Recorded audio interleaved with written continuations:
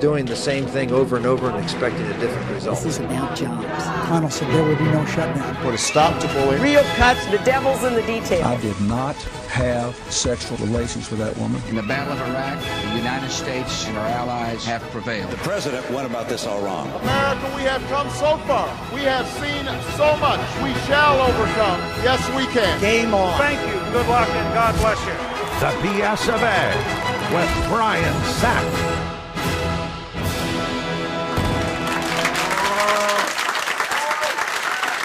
Thank you.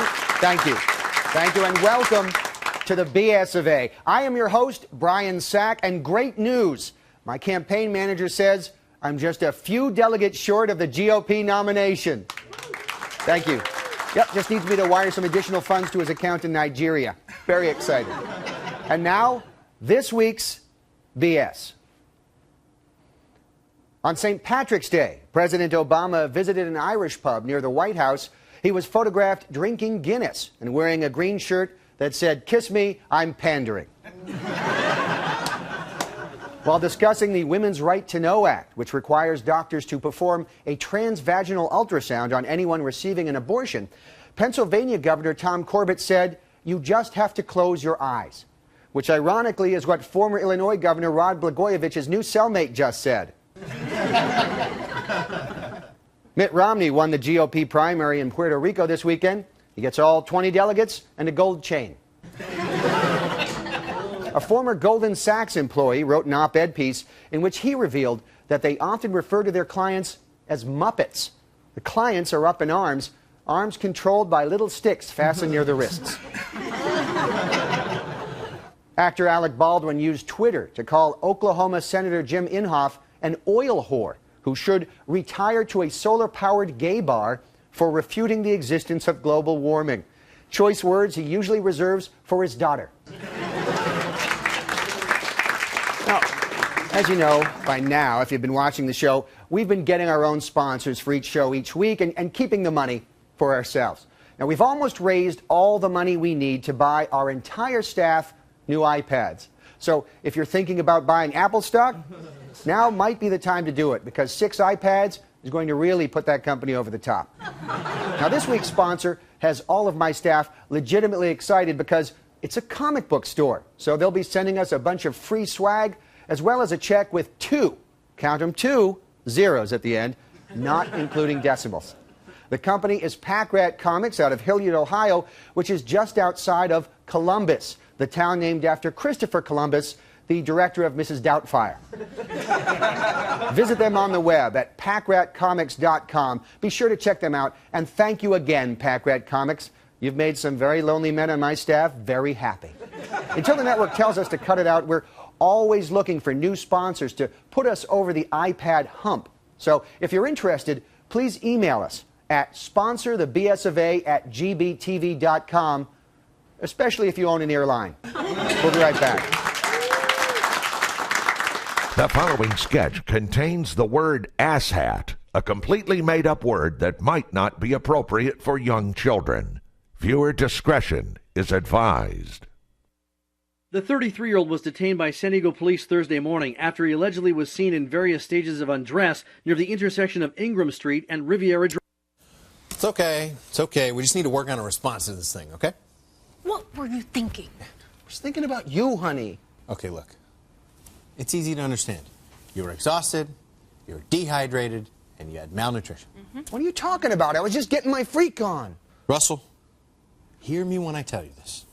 You were suffering from exhaustion, malnutrition, and dehydration. Got it. I got it down pat. That sounds great. That sounds great.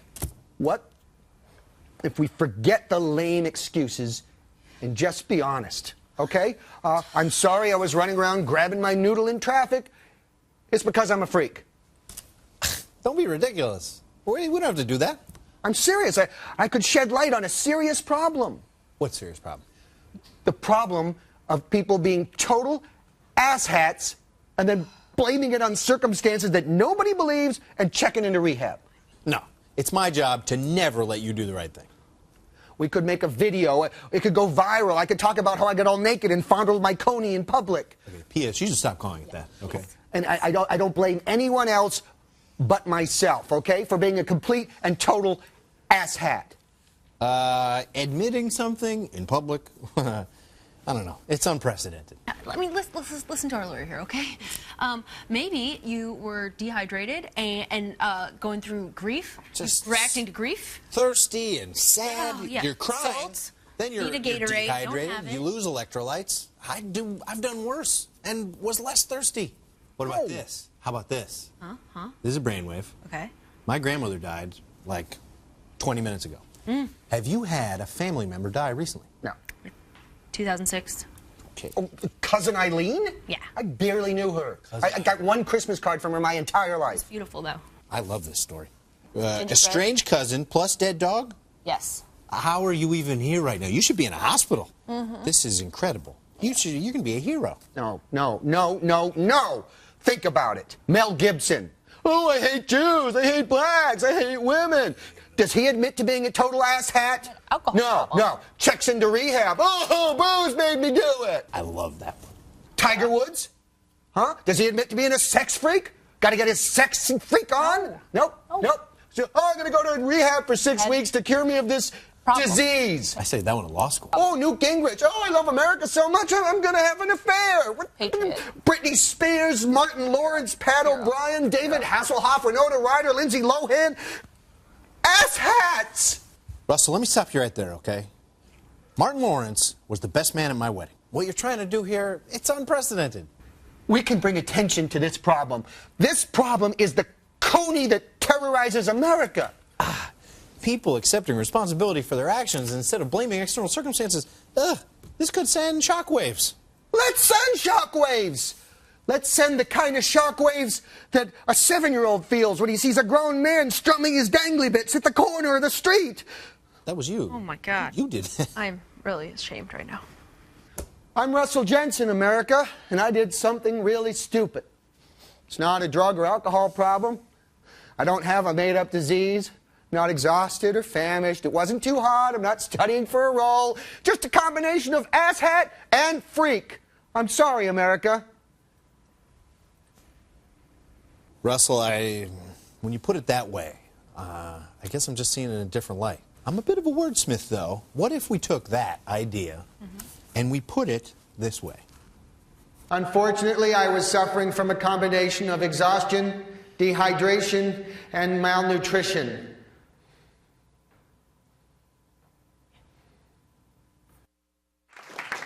Senate Democrats derailed a piece of legislation aimed at encouraging startup businesses because they claim it could lose large sums of investors' money, adding, "That's our job."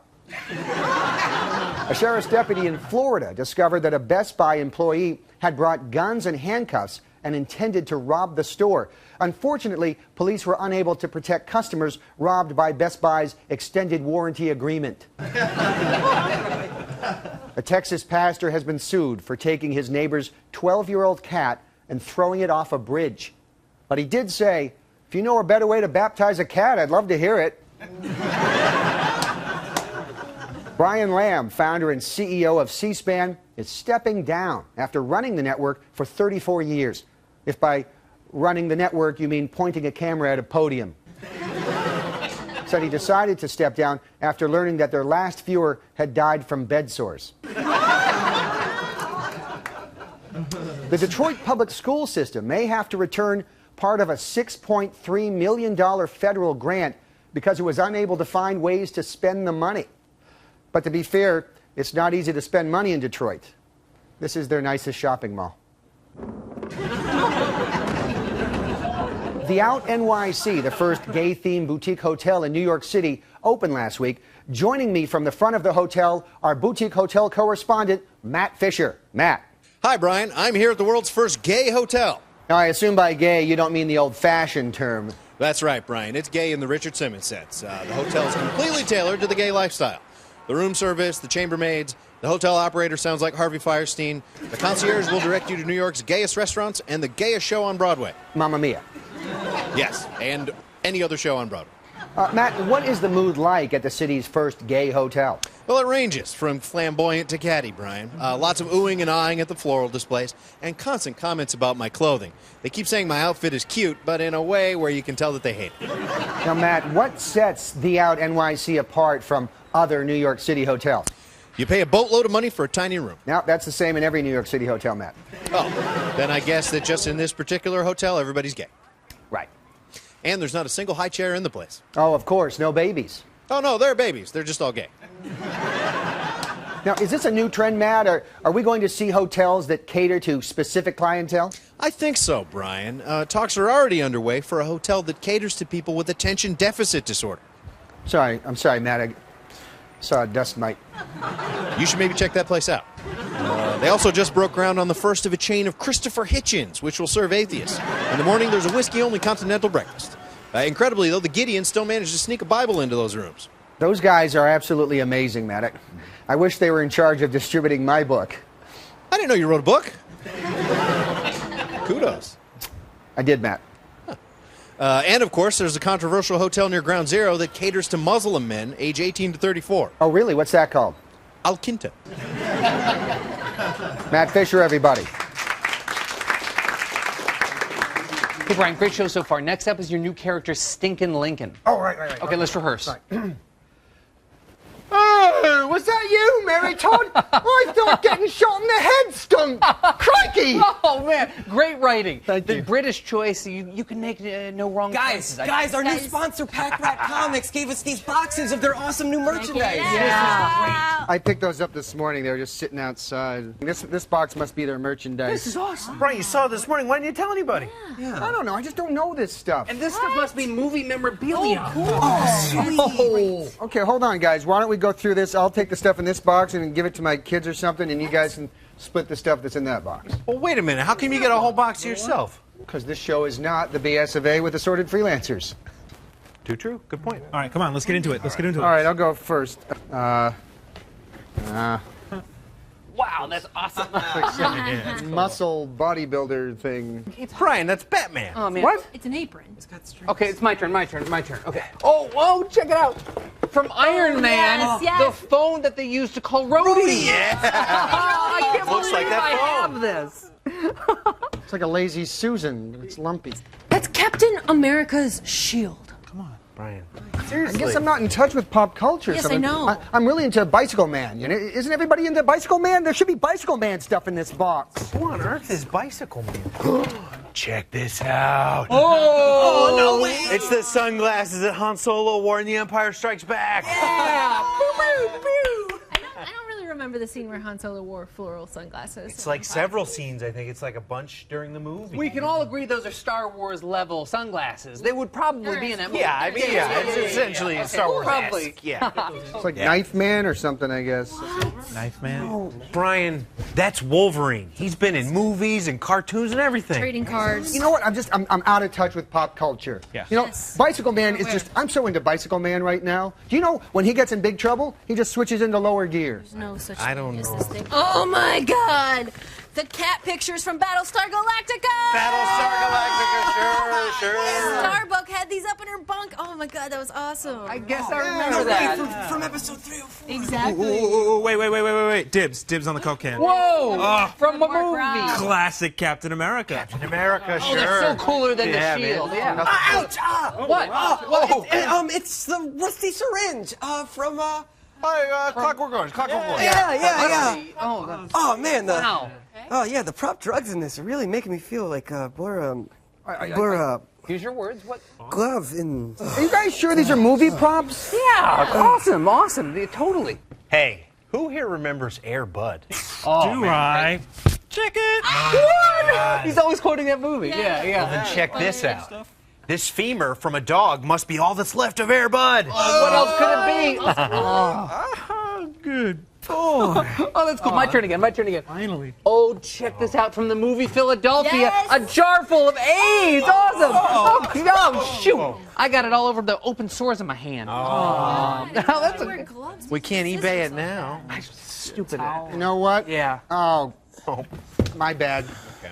See, this box was actually sitting outside of a medical facility. It's biohazardous waste. Well, isn't that just my luck? Oh, Ben's dead again.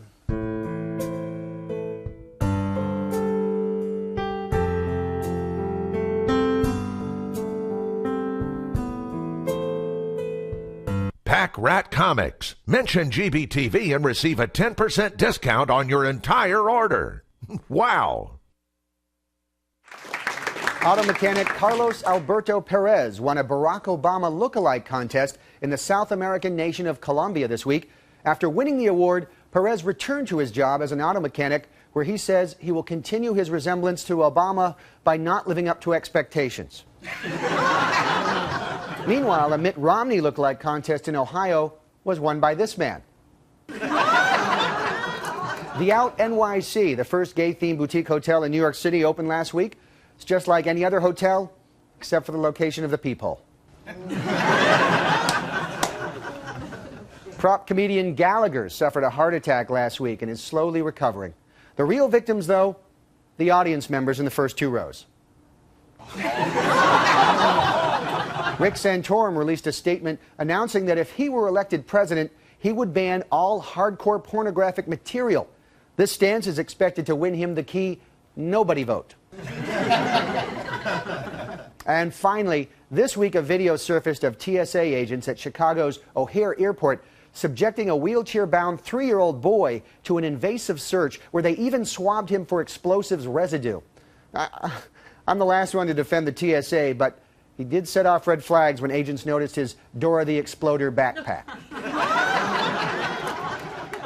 We'll be right back. And now, the Glenn Beck Show highlight of the week. I hope it's Chinese food. The Glenn Beck Show highlight of the week has been brought to you by Pack Rat Comics. Mention GBTV and receive a 10% discount on your entire order.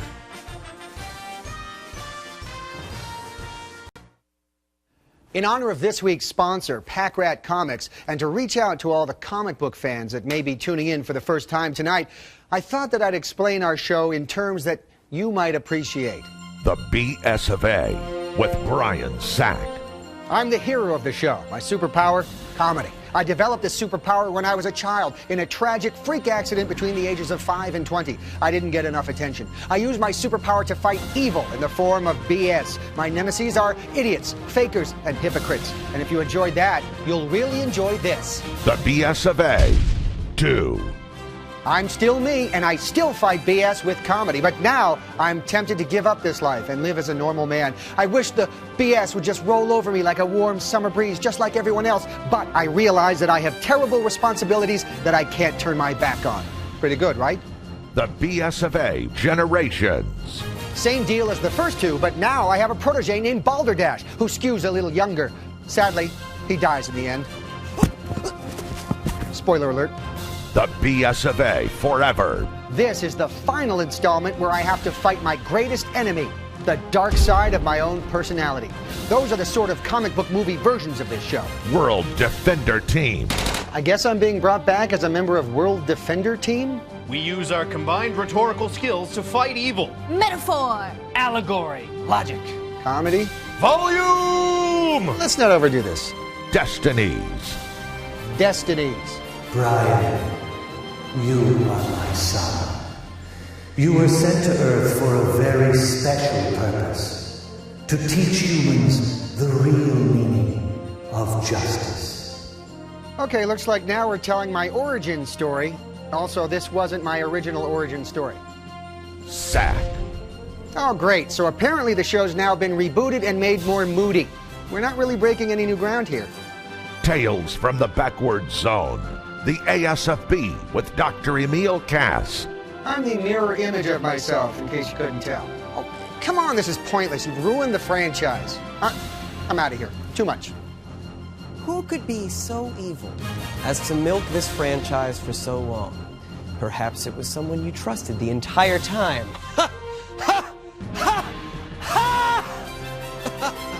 True comic book fans who know it got lame after the BSofA generation shop at Pack Rat Comics.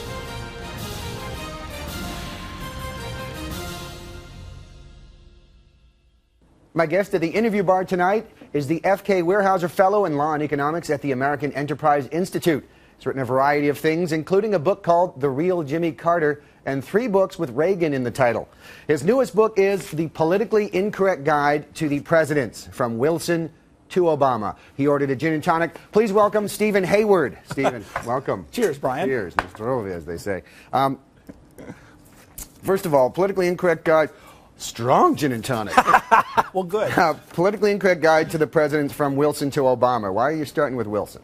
Wilson's the guy who changes the presidency fundamentally. Okay. And plus, I thought a lot of people wouldn't be that interested in reading about John Tyler or William Henry Harrison. Right. Why does he always come up? Right. I mean, things really get interesting, maybe with Teddy Roosevelt, but especially Wilson. He changes the presidency in fundamental ways. He's also the first president to attack the Constitution and say it was actually obsolete for our times. Which I presume he took an oath when he was being sworn in to uphold the Constitution. Did he not, or did he kind of weasel out of that? No, he's the guy, if it had been up to Wilson, he would have thrown the Constitution out and written a new one. He actually, by the way, wrote a constitution for his marriage with his wife, so he must have been a fun guy to be around. Sounds loving. Yeah, absolutely.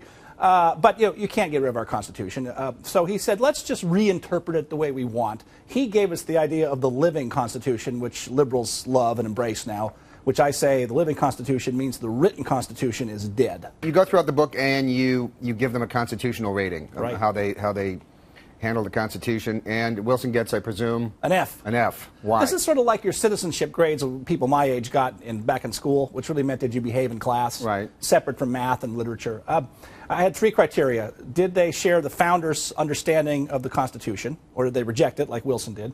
Second, did they do things to undermine the constitutional restraints on centralized power in Washington?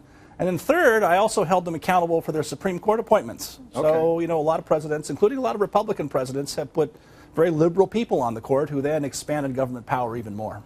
What are other ways in which our presidents are different now than they were 150 years ago? The biggest one that most people would be familiar with is we now place a premium on charisma. Both Roosevelts were charismatic, but especially John F. Kennedy, Ronald Reagan, and Barack Obama. That would have appalled the founding fathers. George Washington, a modest man in a lot of ways, James Madison, they would have been horrified to think that we were going to transform the presidency into a high school student body president election. But it's become that to a large extent. TV kind of seems to be responsible for that in some ways. TV's part of it, but again, Wilson starts something we're very familiar with. Wilson's the first president to give the State of the Union speech in front of Congress, the way we do it now. That's long before TV. Before that, most presidents just sent a letter, because the Constitution says the president shall provide information on the State of the Union. So most of them sent letters. He wanted to make it this spectacle in front of Congress, and then when television came along, it's only made it worse. So he turned it into a showcase. Who gets the best rating? Who's the best constitutional president? Calvin Coolidge. Okay. Silent Cal, they called him. He wasn't silent at all. He gave a lot of very thoughtful speeches about the Constitution, which he wrote himself, by the way, the last president to write his own speeches. I gave him an A+ because he was the most constitutionally literate president of the last 100 years. By the way, a funny guy. Calvin Coolidge? Yeah, I mean, one of my favorites is some cranky person walked up to him on the street one day and said, I didn't vote for you. And Coolidge just said, well, somebody did. It's good. Okay. I also noticed that Jimmy Carter, I guess you wrote a book on Jimmy Carter, so you know a lot about him. You said that this whole ridiculous dragged-out campaign process is his fault. How so? He's the guy who discovered the Iowa caucuses. Okay. Before Jimmy Carter, no one paid attention to the Iowa caucuses, and things started in New Hampshire, usually in late February or March. He discovered that if you won the Iowa caucus and then spun it in the press, you could get a leg up on everybody. And so now that's why the calendars have moved up and why Iowa is suddenly very important in every campaign. By the way, all presidents are a little weird. These are unusual people, but he's by far the weirdest of all our modern presidents. He's the only president who has ever filed a UFO sighting report with the Air Force. To pick one. What did he get for his constitutional score? I gave him an F. F? Yeah. Harry Truman got a C+. Right. Why? Well, he was actually a very good president overall. I'm a fan of Truman's in a lot of ways. But on my 3 criteria of his defense of the Constitution, he was rather weak. He appointed liberals to the Supreme Court, tried to seize the steel industry on his own executive authority, and got swatted down by a very liberal court. So that's why he fell short on my metrics, even though overall I think he was an excellent president. My father saw Harry Truman in his underwear and said he wore sock garters. He was on a security detail. I'm not going to. Oh, okay. I was not going to ask how. It was. I should probably elaborate. Yeah, he was on a. He was at a college, and my father was a policeman and was working in a security detail for the college.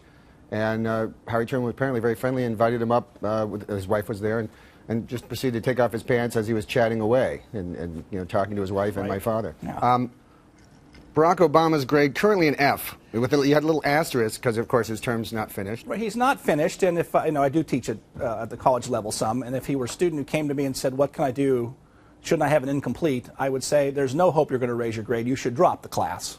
He's got a pretty bad track record. I mean, if you follow, I mean, you know, habeas corpus and things like that, and all these other transgressions that are occurring under his administration.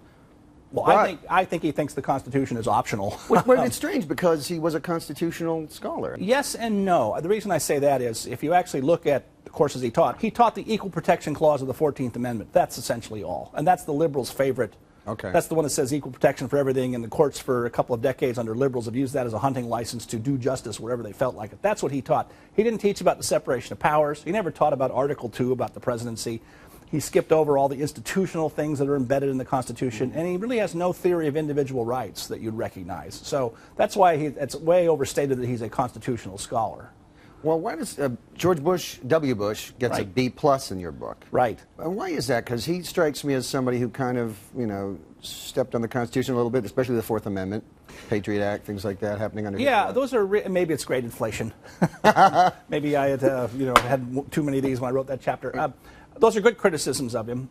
He does well on my metrics because his 2 Supreme Court picks, I think, are quite good. He's the first Republican president in maybe forever who hasn't botched one of his Supreme Court appointments. You know, his dad botched one with David Souter.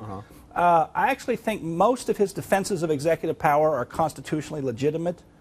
And the problem with the Fourth Amendment, there's a reason. You're referring, of course, to the famous clause that says bans unreasonable search and seizure. Right. Well, there's this problem. What does unreasonable mean?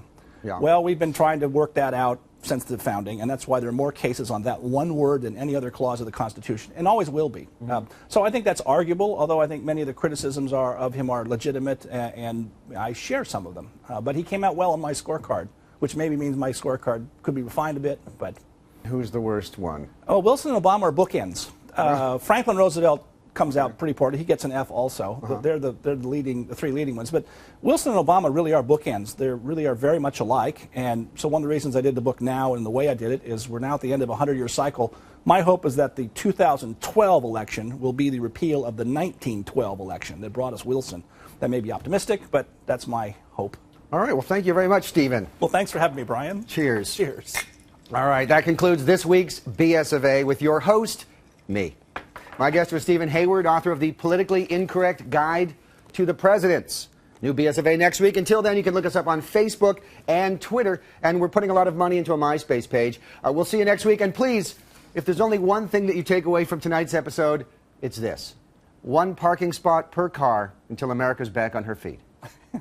I'm Brian Sack. Good night.